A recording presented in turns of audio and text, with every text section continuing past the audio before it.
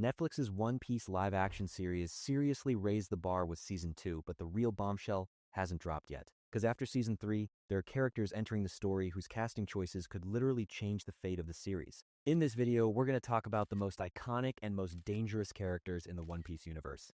Looking at both the actors fans want the most online, and the picks where I personally say, this is a perfect fit. And if there's an actor you want to see playing one of these characters, make sure to write it in the comments, because the comments section on this video looks like it's about to get wild. Don't forget to like the video and subscribe. Now let's get started. The moment Doflamingo enters the live-action series, the entire tone changes, because this character isn't just a villain, he's a chaos figure who completely takes over the screen. It's no coincidence that fans keep suggesting names like Anthony Starr and Michael Fassbender.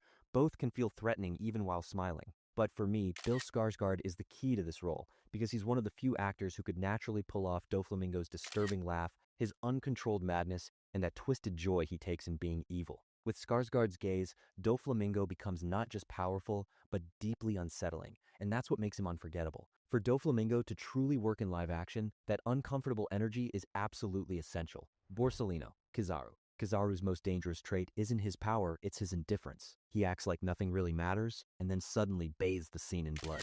Fans suggesting Alexander Skarsgård or Travis Fimmel makes sense because of that cool but deadly vibe. But my pick is Hiroyuki Sanada because he can deliver Kizaru's calmness and lethality at the same time.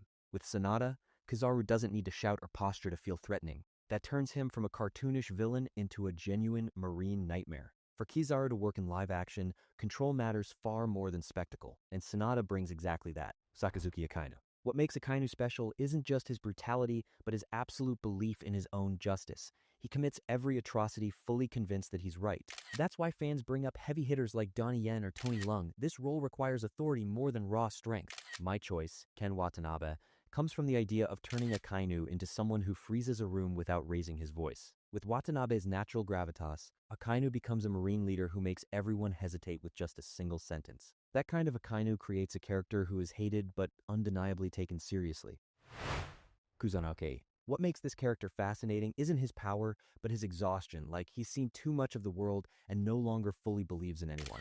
Fans suggesting Pedro Pascal or Gabriel Luna comes from that tired charisma, but my pick is Diego Luna because he can convey Aoki's inner conflict even in complete silence. With just one look, Luna can express, I'm part of this system, but I don't belong to it. In live action, what makes Aokiji powerful won't be exploding ice. It'll be this quiet, distant presence. Whitebeard, Edward Newgate. When Whitebeard appears on screen, the audience should immediately understand he's a pirate emperor, not through raw power, but through presence. His real weapon is being a father figure. Fans gravitate toward giants like Clancy Brown, Keith David, or Josh Brolin for a reason. My choice, Graham McTavish, comes from his ability to make Whitebeard not just feared, but deeply respected. McTavish excels at playing toughness, but when it comes to emotional moments, especially with the people he calls his family, he can elevate Whitebeard from a one-note monster into a true legend. That balance is exactly what live-action Whitebeard needs. Kaido. There's nothing ordinary about Kaido as a big bad. When he enters the scene, he crushes hope before the fight even begins. Fans talking about Jason Momoa or Jason Scott Lee makes perfect sense because Kaido's first impression is pure physical dominance. But my pick, Dave Bautista,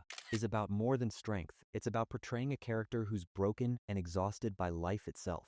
Bautista is one of the few actors who can convey that even dying feels difficult mindset beneath an enormous frame. In live action, what makes Kaido legendary isn't his dragon form, it's that dark emptiness created by his invincibility. Marshall to teach. The moment Blackbeard shows up, the balance of the room shifts. He's not fully comedic, not fully terrifying, but always dangerous. Fans suggesting unexpected names like John Goodman or surprise picks like Jamie Foxx comes from this chaotic nature. My choice, Javier Bardem, is about embodying both sides at once. Relaxed, almost playful on the surface, but constantly on the verge of explosion underneath. With Bardem, Blackbeard becomes a pirate who scares you not by yelling, but by laughing. That unsettling imbalance is exactly what would make Blackbeard unforgettable in live action. Big Mom. What makes Big Mom terrifying isn't just her strength, but her ability to cause destruction with a childlike mindset, singing and laughing one moment, turning the world into hell the next. Fans suggesting unconventional names like Cheryl Ferguson or Valeria Sandalo comes from searching for someone who can handle that instability. My pick, Kathy Bates, is based on turning Big Mom from a screaming caricature into a figure who terrifies through intelligence and psychological pressure. Bates' ability to be unsettling even while calm makes Big Mom feel like someone who loves like a mother and destroys like a god. That's the kind of threat Big Mom needs in live action. Trafalgar Law, one of the most quietly charismatic characters in One Piece. He doesn't shout or show off, but every scene he's in feels controlled. Fans suggesting Yvonne Jogia, Dylan O'Brien, or Dacre Montgomery fits that cool anti-hero energy. My pick, Taron Egerton, is about giving Law not just charisma, but leadership weight. In Egerton's eyes, you can see both strategic intelligence and suppressed rage, which would make Law's dynamic with Luffy far more powerful. For Law to work in live action, controlled depth matters more than just looking cool. Eustass Kid. When Kid appears, he shouldn't feel calculated like Law, he should feel like a raw explosion of instinct. Uncontrolled, but never weak. Fans leaning toward Alex Hug Anderson or Cameron Monaghan makes sense giving Kid savage edge. I stand by Alex Hug Anderson because he can balance rage with leadership ambition. He wouldn't play Kid as a screaming barbarian, but as a dangerous captain driven by pride and an absolute refusal to lose. In live action, Kid's impact comes from that sense of barely contained power. Jewelry Bonney. At first glance, she seems fun and light, but the deeper you go, the more she becomes one of the most emotionally and politically loaded characters in One Piece.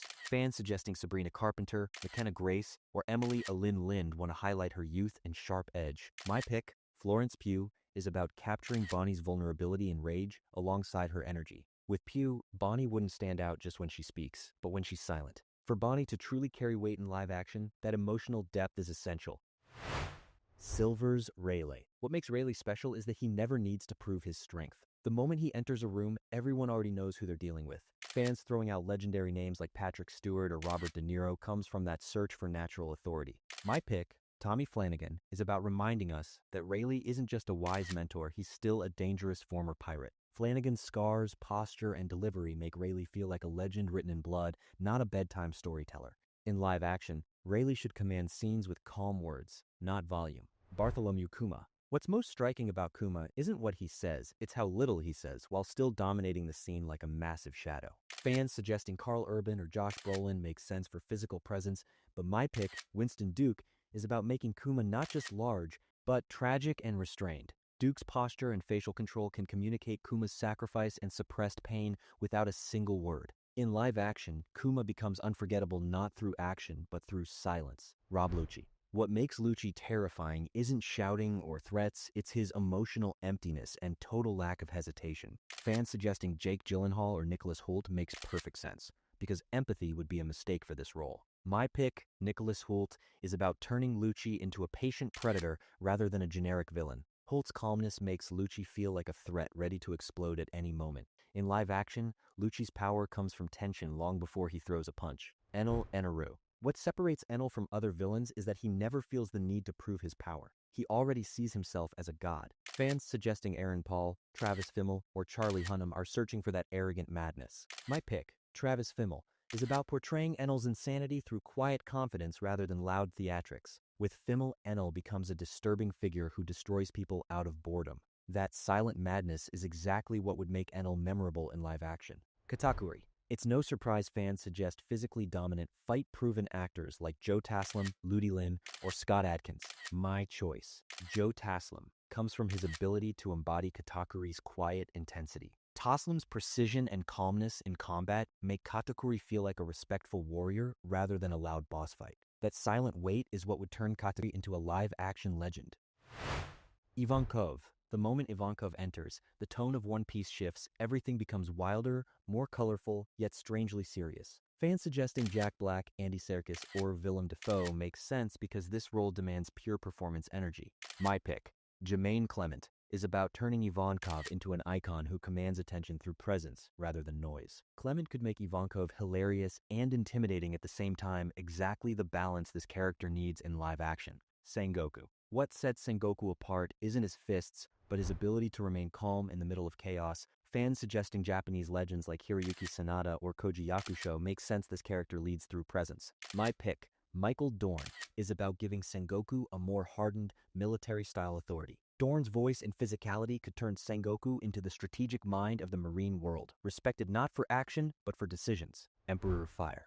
What makes Sabo powerful isn't his flames or fists, it's his ideals and suppressed rage. Fans suggesting Jacob Bertrand, Ross Lynch, or Rudy Panko comes from Sabo's rebellious hero image. My pick, Ross Lynch, is about making Sabo feel like a leader in his own right, not just Luffy's brother. Lynch's presence and energy could turn Sabo into an idealistic but ruthless revolutionary. In live action, Sabo's power comes from his conviction, not his fire. Snake Princess. The moment Boa Hancock enters a scene, she changes the atmosphere with her beauty, pride, and power, walking the line between admiration and fear. Fans leaning toward Asian castings like Maria Chantal Videla, Zhu Jingyi, or Cho Boa reflects the need for elegance and danger in one body. My pick, Adria Arjona, is about making Hancock feel truly untouchable, not just beautiful. With Arjuna's gaze, Hancock becomes a queen who looks down on everyone while making her danger unmistakably clear. For Hancock to work in live action, this balance of dangerous elegance is essential. Yes, that's my One Piece live action cast list for now. But what really matters isn't my picks, it's the names you have in mind. If there's an actor you want to see playing any of these characters, make sure to write it in the comments, because there are some roles where the right casting can take the series to a whole new level, and a wrong choice can make everything fall apart. I'm genuinely curious to see which names will come up in the comments. Don't forget to like the video and subscribe. See you in the next One Piece video.